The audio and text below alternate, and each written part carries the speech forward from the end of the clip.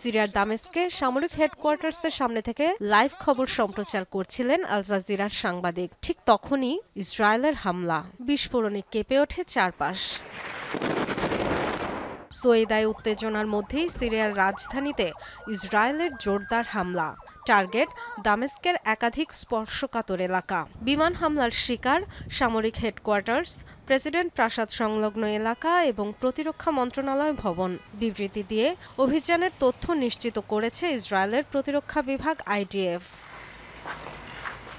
সোয়েদা সহ সিরিয়ার দক্ষিণাঞ্চলীয় আরও কয়েকটি এলাকায়ও চালিয়েছে হামলা। ড্রুজ সম্প্রদায়কে রক্ষার অজুহাতে অভিযান চালিয়ে যাওয়ার ঘোষণা দিয়েছে নেতানিয়াহু প্রশাসন।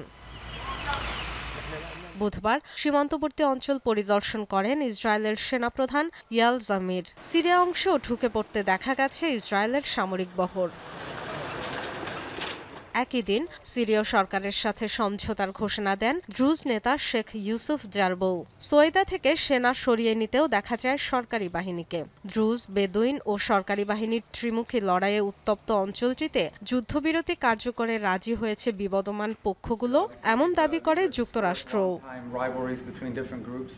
সোয়েদায় ড্রুজ ও বেদুইন গোষ্ঠীর পরস্পরের বিরুদ্ধে অপহরণের অভিযোগের জেরে শুরু হওয়া সংঘাতে পরবর্তীতে জড়িয়ে পড়ে সরকারি বাহিনী।